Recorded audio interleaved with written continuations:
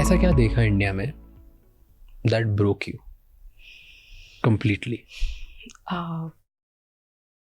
Actually सिर्फ India में नहीं बोलूँगी राज, आई हैव ट्रैवल्ड अक्रॉस। जिसने मुझे हिला दिया है वो एक्चुअली उस लड़की की सोल है, which is similar in every place.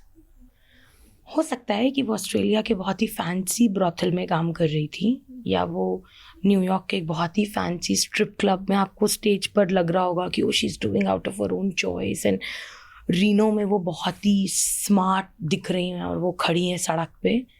But when I met that girl from in Reno the other day, मैं मतलब for me that is an unforgettable moment. मैं गाड़ी में थी और मैं जिनके साथ गई और रात में हम उससे मिले, and she was very fancy and wearing a nice dress and बहुत अच्छी दिख रही थी। और मुझे लगा यार इंडिया में तो कितनी बुरी हालत है लड़कियों की, यहाँ पर तो कितने अच्छे से रह रहे हैं।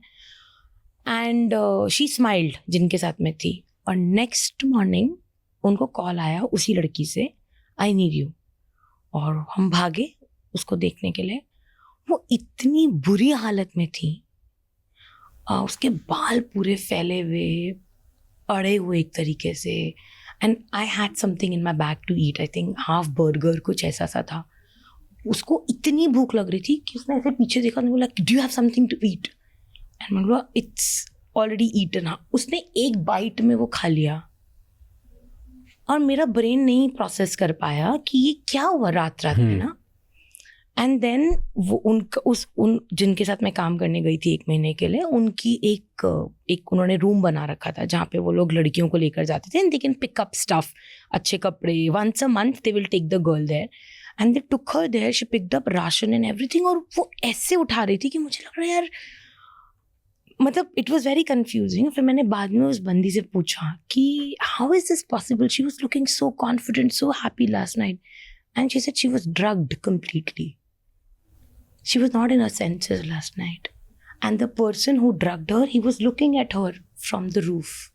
He was keeping an eye on her. And अब जब वो होश में आ रही है तब उसको समझ में आ रहा है, and she has nothing in her house. उसके पास पानी भी नहीं था पीने के लिए घर पे, पानी तक हम लोग लेकर गए थे। बट हम जब रात को जाएंगे उस लड़की के पास एज अ कस्टमर बन के, तो हमें लगेगा ओ मैं तो एक ऐसी जगह पर आया हूँ सेक्स खरीदने जहाँ पे इट्स लीगल, जहाँ पे लड़की अपनी चॉइस से कर रही है। And the same condition is in Delhi also. आपको दिल्ली के भी कोठों में जब आप चढ़ोगे तो आपको लड़कियाँ औरतें ऐसी बुलाएंगी आजा आजा आजा, आपको लगेगा यार उनको तो ज़रूरत है, तो मैं तो आई एम जस्ट सर्विंग। बहुत सारे लड़के ऐसे आते हैं, वो बोलते हैं हम तो सर्व कर रहे हैं।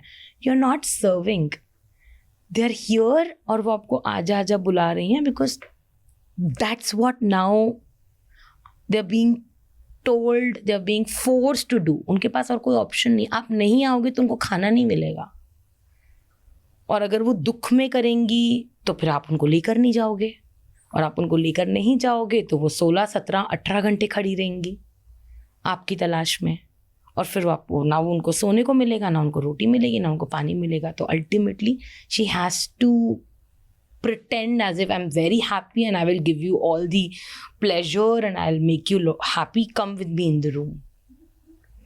So I think जो तोड़ता है वो जब दीदीज के साथ और जब आप इन लड़कियों के साथ अलग से बैठते हो ना, तब आपको समझ में आता है कि ये दुनिया कितनी झूठी है।